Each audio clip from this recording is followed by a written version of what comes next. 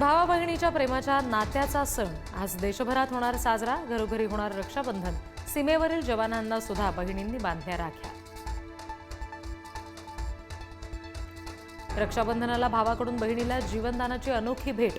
मुलुंडच्या Fortis हॉस्पिटलमध्ये यकृत दान करत वाचवले बहिणीचे प्राण। गुजरातच्या भावा बहिणीचं अनोखं रक्षाबंधन। उज्ज्वला योजनेमधील बहिणींनी केंद्र सरकारची मोठी भेट। घरगुती गॅसचे दर वाढणार नाहीत। केंद्र सरकारकडून 12,060 कोटी रुपये मंजूर। केंद्रीय मंत्रिमंडळात निर्णय। मुंबईमधल्या कोळीवाड्यामध्ये नारळी पौर्णिमेचा उत्साह। पारंपरिक वेशभूषा करत कोळी महिलांचं नृत्य। आदित्य ठाकरे यांनी सुद्धा धरला ठेका।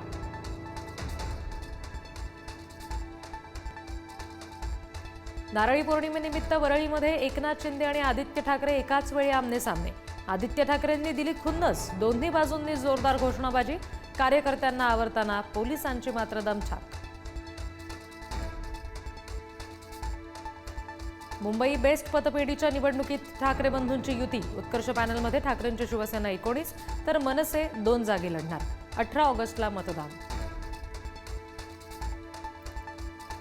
राहुल गांधींनी बोलावलेल्या बैठकीमध्ये उद्धव ठाकरेंना शेवटच्या रांगेत बसवलं। दिल्लीमध्ये ठाकरेंना काय स्थान हे कळालं। मुख्यमंत्री फडणवीसांचा टोला तर स्क्रीनच्या त्रासामुळे उद्धव ठाकरे मागे। राऊतांचं स्पष्टीकरण।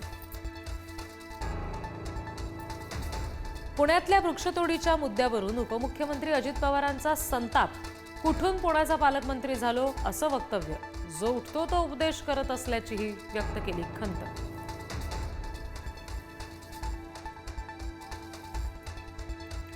पुणे जिल्ह्यामध्ये नव्यानं 3 महापालिका कराव्या लागणार। उपमुख्यमंत्री अजित पवारांचं मोठं विधान।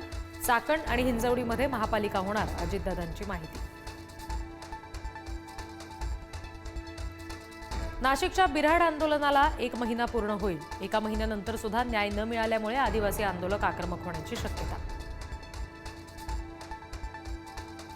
अनंत चतुर्दशीची सार्वजनिक सुट्टी गौरी विसर्जनाच्या दिवशी देण्याच्या निर्णयावर मुंबई गणेशोत्सव समन्वय समिती नाराज। अनंत चतुर्दशीची सुट्टी पूर्ववत करण्याची मुख्यमंत्र्यांकडे मागणी। पुणे ते नागपूर दरम्यान उद्यापासून धावणार वंदे भारत एक्सप्रेस। उद्घाटनाआधीच वाद सुरू। वेळ आणि तिकीट दरांवर नाराजी।